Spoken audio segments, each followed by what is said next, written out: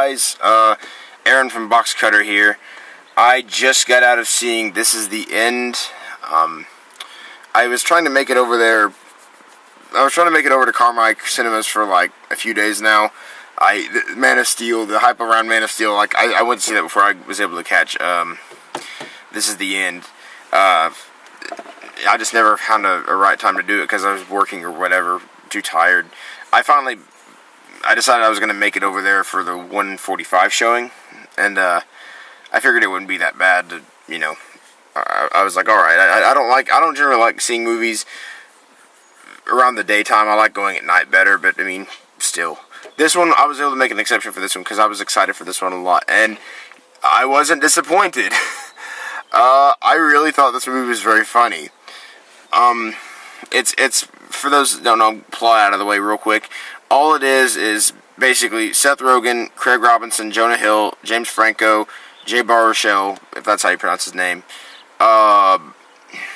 Who's the other guy? There's one other person. I don't know. I'm drawing blanks right now on the name of the other person. But it's basically a bunch of celebrities. Danny McBride is in there too. These bunch of celebrities are holed up in James Franco's house after.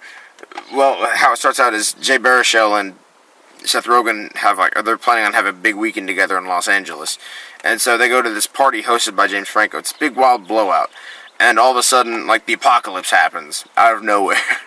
Just crazy stuff is happening. People are being carried up. Big sinkholes are appearing on the ground. People are being carried up into the sky by like big blue lights. You've seen it from the trailers, and now it's just them holed up in James Franco's house, and it's just a bunch of funny guys getting together to make fun of the apocalypse. And this story was, while it seems kind of crazy, it's actually pretty deceptively simple. Like, you're basically just getting some of the funniest talents, Hollywood has. I've never really fancied James Franco for being much of a comedic actor, but he has his chops in this movie. He shows he has chops in this movie. And you know what was really just pleasing about this movie was that it was just really nice to see a really good comedy, which I haven't seen in a while. Modern, newer, like a new, really great comedy. I think the last time I saw one of those was, I can't think of the last time I saw a really good comedy. I can't even think of it right. I mean, if you're counting kids comedy, Monsters University I really loved, but that was it. And these two came out at the same time, so it was a big comedy weekend for that. But this was about on par with that as far as adult comedies goes. This was really good. This is not for kids. Don't take your kids to see this. But I really liked how this was the only way they could do this. This thing is chock full of cameos. The only way they could have done this is if they were all playing themselves, which they do. Everyone is, they're referring to each other by their names, real life names, and they're making fun of each other's careers. Like, someone I believe is telling Seth, this is an opening of the movie, you've probably seen this. People are telling Seth, you've been playing the same character for 5 years now, or something like that. It's just it avoids being topical by being very insightful. You know how my biggest problem with the scary movies is that they're topical and you won't remember them. No one will get them years down the line. No one's gonna look back and say, "Oh, that was so funny that they made fun of Honey Boo Boo." Like, you're not gonna get those jokes in years because that stuff is just a passing phase. And so, the reason this is not so topical whenever they're making fun of each other's careers and stuff is that this is actually done intelligently, and it's done to where you kind of have to be a movie. And I'm not gonna say this is gonna exclude people, but this movie almost kind of excludes you if you're not a big movie file. Although you can still get the joke, because it's kind of explained. Like, they're like, that's the camera from 127 Hours, which was a James Franco movie. Like, they make jokes about that. Like, they got props in their house of older movies. I really enjoyed that, and I thought that it kind of avoids being that cliched topical humor crap that they do in the movies. What else? Jonah Hill, who I'm not generally a fan of, he's alright. I liked him in 21 Jump Street. I guess that's kind of one. As a comedy, I liked that movie. Okay, there's one answer to that question of recent comedies I've seen. Jonah Hill was funny in that. But he's really funny in this. Like, he kind of blew away my expectations. Everyone was funny. Like, I didn't really see, if they were on screen for just a little bit, no one was really, they weren't, it didn't feel like anyone was really underused, but it didn't feel like they were underused. What little screen time some, like, cameo characters got was funny. Like, the Emma Watson cameo, it wasn't really done that long, but it was still used to full effect. Like they did Aziz Ansari, they did Michael Cera.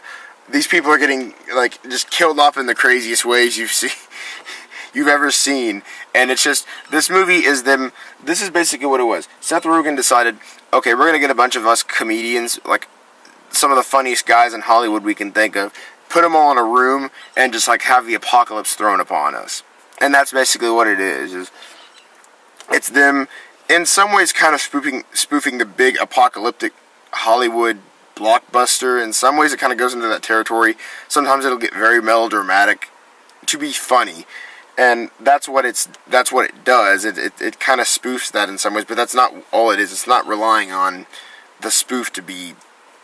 It's like the spoof of it is that they're funny guys being thrown into the middle of this big crazy event, and I like that. I like that it wasn't played as completely a spoof. It's a lot of it. It's a kind of inside humor, where they poke fun of James Franco's homosexual allegations. People accusing him that he's gay. People make fun of Jonah Hill. Like they're like, you won an Academy Award. You should be selling that. You were nominated for an Academy Award. You should be selling that. Just stuff like that. And I'm gonna warn you right now, if you don't like any of these actors, I don't recommend you see it, because that's all it is just these guys. It's just those kind of comedians, those kind of comedic actors are being thrown. Like the guys who work with Judd Apatow a lot. I think Paul Rudd makes one little appearance, but I don't know if I caught him or not. I've heard that he is. Yeah, I guess if I had a few complaints, I feel like some of the gags might have been ran a bit long. Some of the gags ran a bit long, to where they sort of kind of beat it to death. And not in that sense that sometimes when you run a gag into the ground, it's kind of, I call it the Family Guy syndrome. You can beat a gag into the ground and then it comes back up the more you do it and makes it funny again. They don't do that. They beat it to where it's just like, okay, stop. And then they end it there. And there's no like, well, that was a bit long. But honestly, that's, as far as the comedy goes, that's really the only thing. I was laughing through this thing so much. I really enjoyed it, and I highly recommend it. It's not a 5, but I mean, I wasn't expecting this. This was, along with The Hangover Part 3, was, as far as comedic movies goes, like adult comedic movies, unless I can think of another one. This and that, those were the two that I was the most excited for, was this and Hangover Part 3. Although, I've heard terrible things about Part 3. I'm glad I caught this one, though. I mean, because in case that movie sucks, I'll be happy if this is the only one I see. Great. But I still got it. I'm gonna see Hangover Part 3 soon enough and give you my review of it. But I think right now this one kind of rests out of 5. It rests at about. People have been giving me. By the way, people have been giving me crap about my Man of Steel. People have been telling me. That's one of those movies that I've been thinking a lot of afterwards. It's like, did I really like it, or did I want myself? I could drop my score a little bit on Man of Steel. Like, I'll have to post that on the Man of Steel review. But, this, I feel, is holding a 4. This is a true 4. Man of Steel might have not been a true 4. This was funny. Like, I felt that this was done with a lot of heart. This was a really funny movie. I'm not gonna jump into enormous spoilers, but I feel like the setting of this movie was what really made it. It's like, they were banking on the setting of the movie to really kind of like, okay, let's just stick us in the most insane event possible and see how we would react to it. That's really funny. Seth Rogen and Evan Goldberg wrote this. I love Seth Rogen. I think he's a really funny actor. Him and Evan they actually wrote it too, so it was nice to see that. I like whenever directors will write and direct their own things. But it was just, this was a pet project. This was a labor of love on their part. So I loved it a lot. I recommend it to you. Sorry I didn't have Jerry or Adam with me today. this is only like my second vlog. But some news. I will be doing a catching up vlog on stuff that I've missed out on, like Snitch. I saw that. I'm going to have to post something with it. I'm probably just going to catch like a bunch of older movies that happened earlier this year, then post them in review them in one vlog.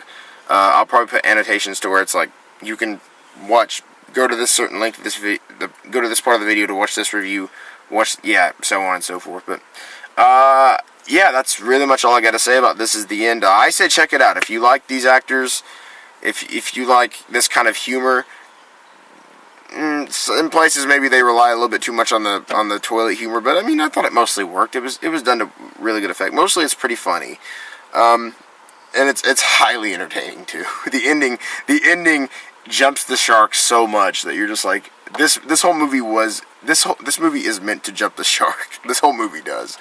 But anyway, that's all I got for Box Cutter Reviews. I will catch you guys later on. Hopefully I see World War Z soon and White House Down. I'll catch those soon, but you guys have a good one. See you later.